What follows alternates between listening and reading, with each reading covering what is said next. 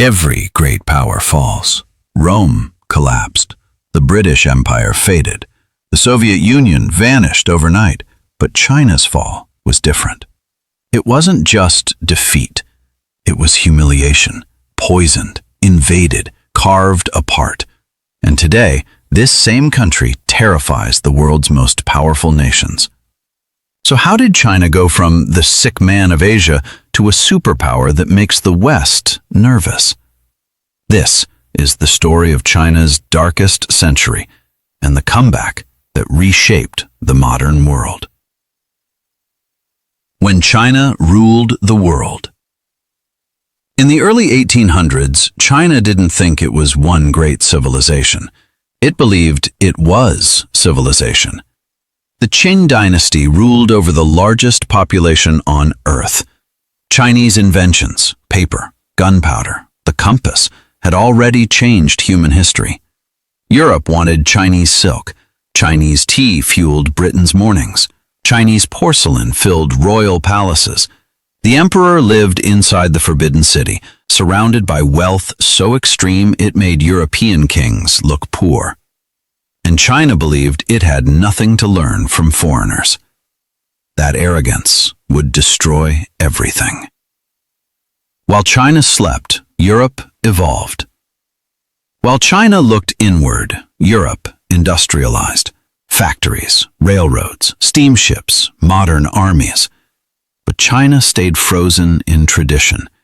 Foreigners were restricted to one port. Western technology was ignored. Change was seen as weakness. And then Britain had a problem. Tea, silver, and a drug called opium. Britain was addicted to Chinese tea. But China didn't want British goods, only silver. Britain's economy was bleeding, so they chose a solution that would poison a civilization. Opium. Grown in British-controlled India, smuggled into China, sold illegally. At first, elites used it, then soldiers, then farmers, then millions. The Chinese economy collapsed from addiction. Fields went unworked, armies grew weak, silver drained out of China. This wasn't trade, it was chemical warfare for profit. The Opium Wars. Humiliation begins. In 1839, Emperor Daoguang sent Lin Zexu to stop the poison. Lin confiscated over 1,000 tons of opium and destroyed it. He even wrote to Queen Victoria, "How would you feel if your people were poisoned like this?" Britain answered with war. Steamships versus wooden junks, cannons versus spears. China never stood a chance. In 1842, China lost and signed the Treaty of Nanking, paid massive silver reparations, opened ports to foreign control, gave Britain Hong Kong. This wasn't peace. It was humiliation. When Beijing burned. Then came the Second Opium War. Britain and France marched straight to Beijing. In 1860, they did the unthinkable. They looted and burned the old Summer Palace, one of the most beautiful places on earth. Priceless art, ancient books, centuries of culture, gone. The palace burned for 3 days. China's image of itself as the center of civilization was shattered forever. Carved, but not colonized. China wasn't colonized like Africa, it was carved up. Britain, France, Russia, Germany, Japan, foreigners controlled ports, railways, and courts. Chinese people became second-class citizens in their own land. Some signs literally read, "No dogs or Chinese allowed." Desperation and the Boxer disaster. By 1900, rage exploded. The Boxers believed they were immune to bullets. They attacked foreigners and Christians. The Qing government backed them out of desperation. 8 foreign nations invaded. Beijing fell again. China was forced to pay more silver than its entire annual budget. The Qing Dynasty's legitimacy was destroyed. Collapse and chaos. In 1911, the dynasty collapsed. China became a republic, but not a nation. Warlords ruled, peasants starved, corruption thrived. Then came something even worse. Japan's invasion, absolute nightmare. In 1937, Japan invaded China.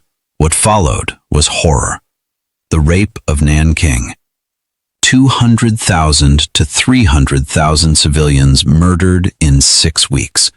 Women raped, children executed, prisoners beheaded for sport. China fought for 8 years. Millions died. But something changed. China united. The Chinese people have stood up.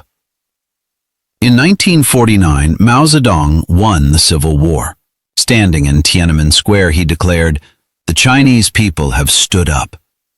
After 110 years of humiliation, China was whole again, poor, destroyed, but sovereign. Humiliation as identity. The Communist Party never let China forget. The humiliation became memory. Memory became identity. Identity became power. It's taught in schools, built into museums, repeated in speeches. The message? Never again. The comeback. After Mao's disasters, Deng Xiaoping changed course. Markets opened. Foreign investment flooded in. China exploded economically. Fastest growth in human history. Factories, megacities, space missions, global infrastructure. China was back. Final. The dragon remembers. China doesn't fear humiliation. It remembers it. That memory drives its military, its economy, its foreign policy. This isn't excuse, it's explanation. The dragon was wounded. The dragon healed. And the dragon remembers. If you want to understand the future of global power, you must understand China's past. Thanks for watching. Click the next video. I'll see you there.